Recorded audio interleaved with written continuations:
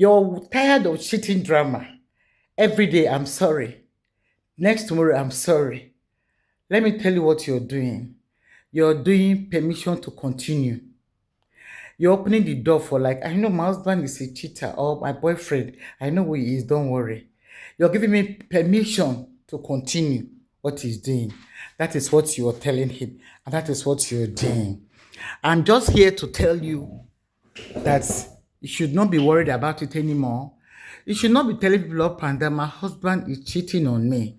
I'm here to give you daily tips on how to manage your relationship.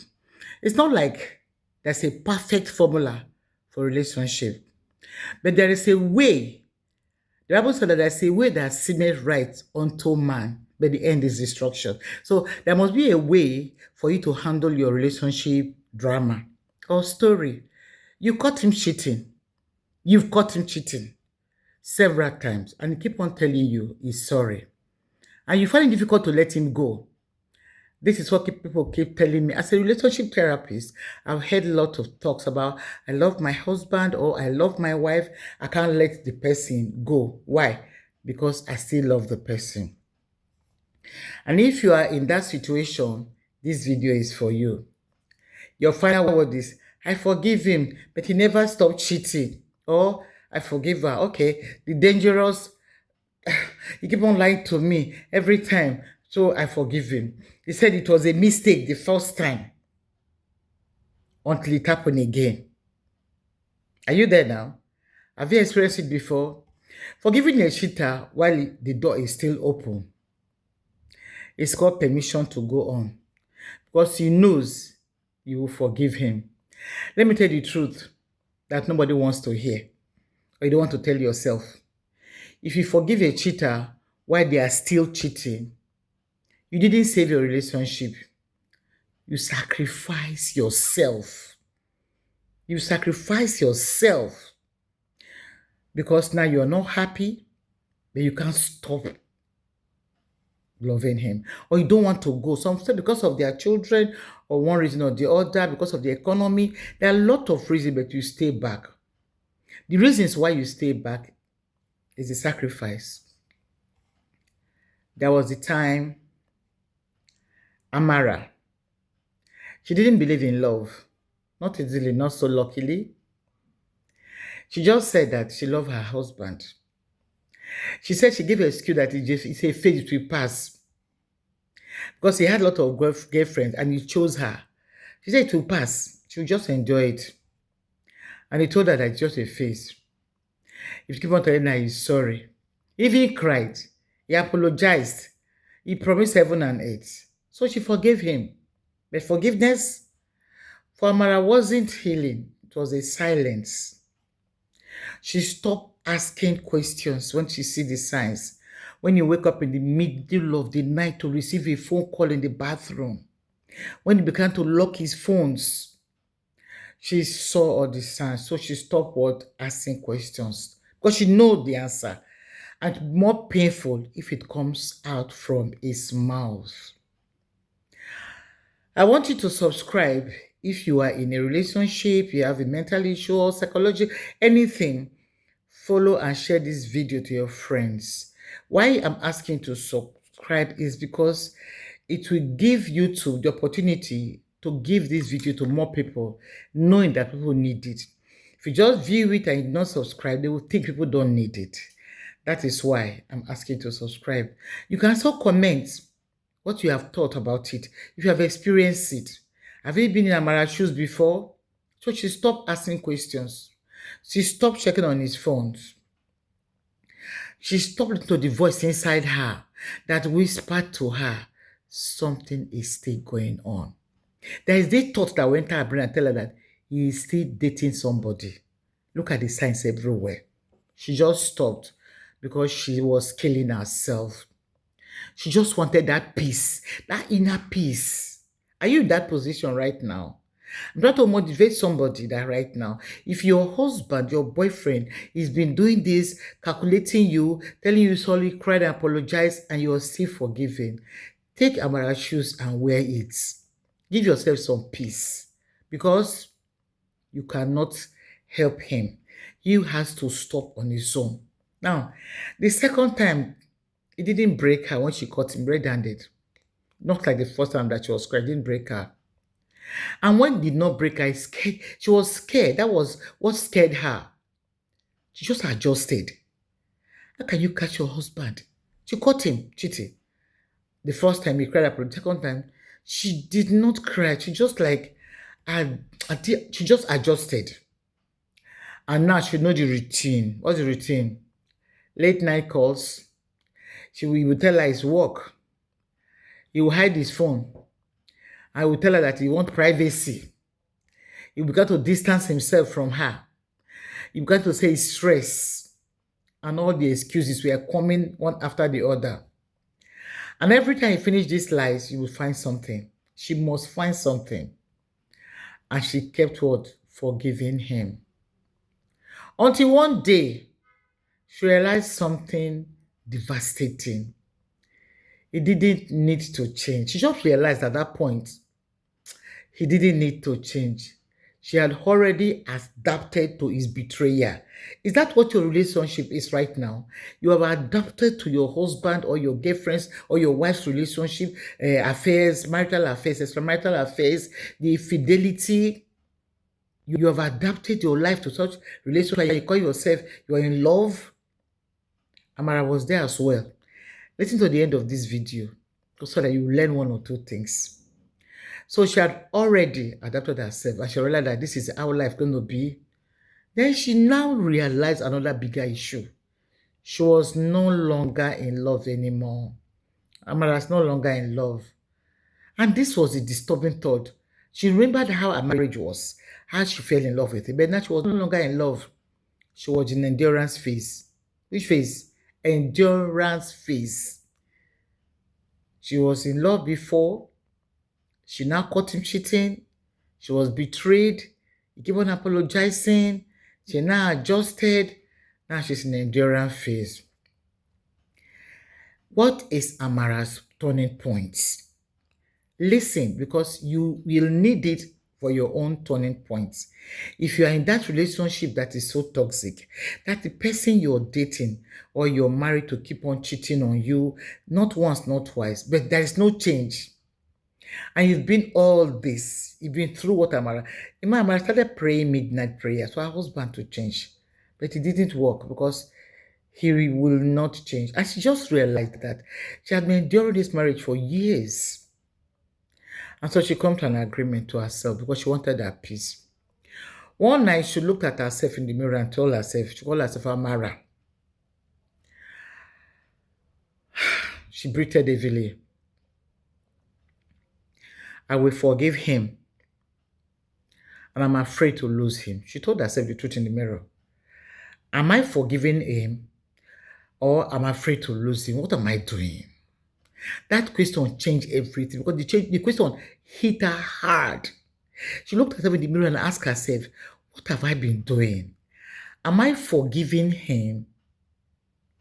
Or I'm afraid that he will leave me?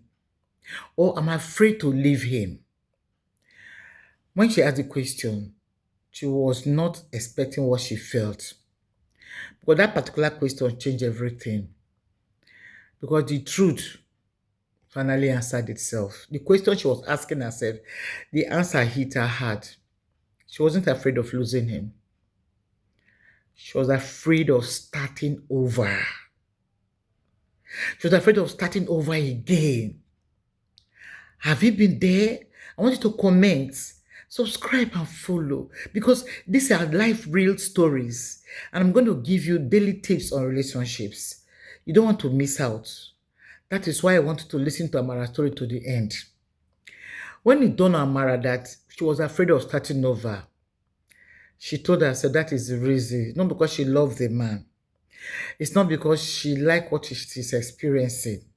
It's not because she's waiting for him to change. It's because she's afraid.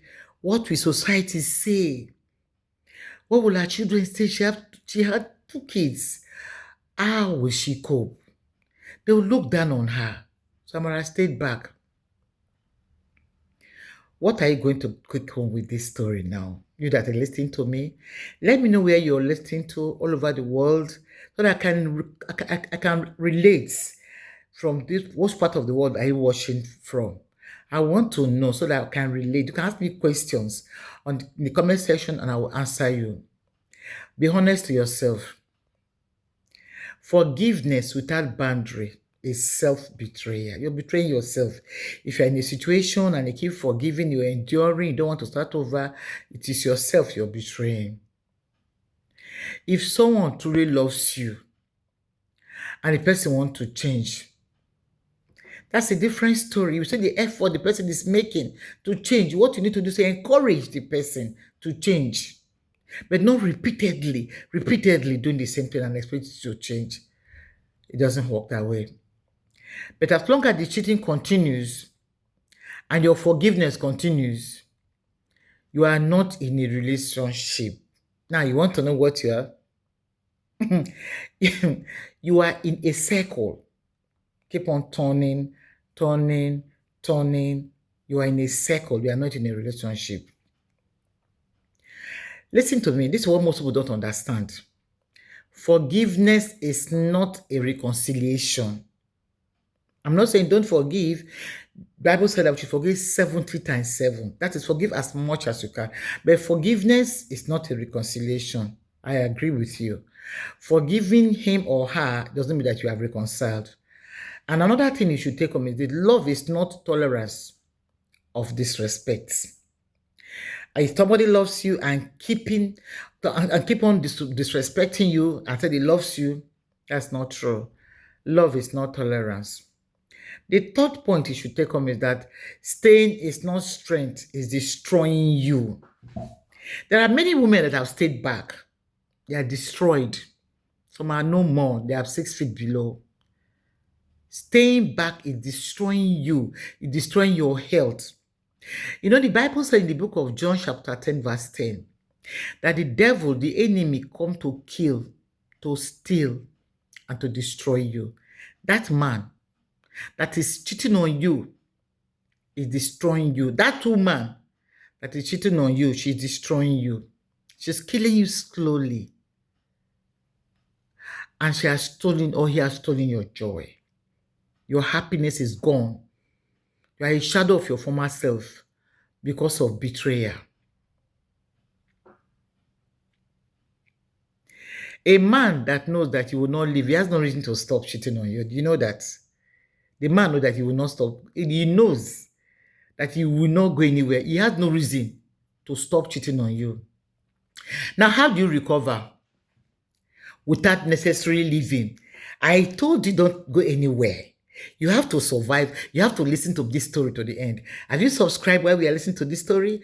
Have you liked this? Have you comment? Tell me what you think. Tell me where you're watching from, so that YouTube can bring this thing for you again another time, my videos to you. Now, this is how to recover. If someone chooses to stay, yes, it's true that if you chooses to stay, you don't fix him. You're not fixing the man. You reset the relationship schedule. You reset the relationship structure. You're not fixing him. You're resetting the relationship structure. First, close the forgiveness loophole. I forgive you. No, close it. Stop forgiving behavior. That is still ongoing. Yes, that I forgive you behavior. Stop it entirely. Forgiveness only applies to what has ended. Remember, it has not stopped. It has not ended.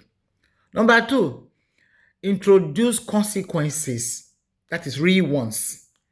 That if you do this again, these are going to be the consequences. Not threats, not emotional speeches. You don't have to go and be crying and look as if you're begging him. No.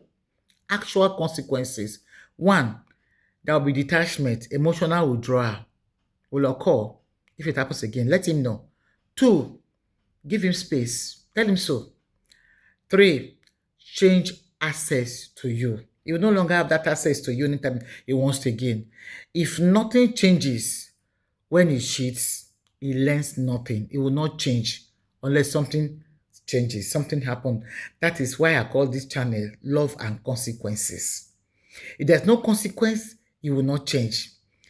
If there is no consequence, she will not change. Number 3, demand transparency, not promises. They keep on promising, I will change, I will do this, let's pray, let's fast, I will change. No. Demand transparency, not promises. Words are too cheap. People just talk words that they don't even mean. Words are too cheap. Demand transparency. Tell him want what you want. Number 1, you want consistent good behavior. If you used to go out and come back 15 o'clock, you should come out 1 o'clock. You should come out early, come back early. All those things that you've observed at the initial stage should stop. 2, openness. Openness. 3, accountability. Able to give you an account of his movements. I mean, what's the big deal? Number 4 things I'm going to tell you. The 4th point is rebuild your self-respect. First, you must build your self-respect. Because the man is like you're not respecting yourself. Maybe that's why you're doing all these things. So you have to rebuild your self-respect. First, rebuild your self-respect. By what? Before saving the relationship, ask yourself, do I still respect myself in this situation? When my man will go out and come back with lipstick all over his body, when he will receive phone calls in the midnight in the bathroom, when I'll be seeing all these text messages from his girlfriends, and I'll be enduring because they tell me he's sorry, do I still respect myself? That question is important. And it's for you alone to answer. That is my number 4 talk. The 5th one, how to recover. We're talking about how to recover from such consistent infidelity that the man refuses to change or the woman refuses to change, whoever. The 5th one is be honest about your fear. You're afraid, I know, you know. But be honest about it. Most people stay not because of love, but because of 1, fear of loneliness. They are afraid of being lonely. Number 2, fear of starting over. Number 3, financial or emotional dependency. Some people don't sleep when their husband is not around. Some people don't work, or even if they work, they don't have enough money. Their husband have more money than them. They depend on their husband for financial help. They depend on their husband for most things. So they are afraid of this dependency. If I leave him, how do I survive? Now, this is the ending. You have to be strong. Remember, you are a human being. You're not an animal. You can't disrespect him like that. Be strong. Be strong. So here's the question you need to ask yourself. Are you forgiving him because he deserves it? Yes. Are you forgiving this man that is treating you like this because he deserves it, or because you don't believe you deserve better? Don't you deserve better? These are the questions you should be asking yourself. Because the moment you believe you do, everything changes. That's the trick. The moment you believe that you deserve better than what the man is giving to you, what is dishing you, you deserve better. You now see yourself as a worthy princess. You now know who you are. That you are the king's daughter, you're a lioness.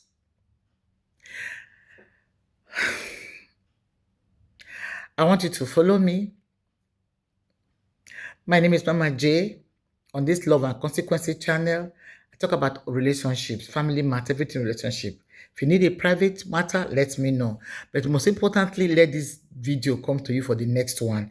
How can it be so? If you can subscribe, like, and share to your friends, the video will come to you next time. I want you to stay blessed and be happy in your relationship. Bye until we see next time. In fact, tomorrow, I'm seeing you again.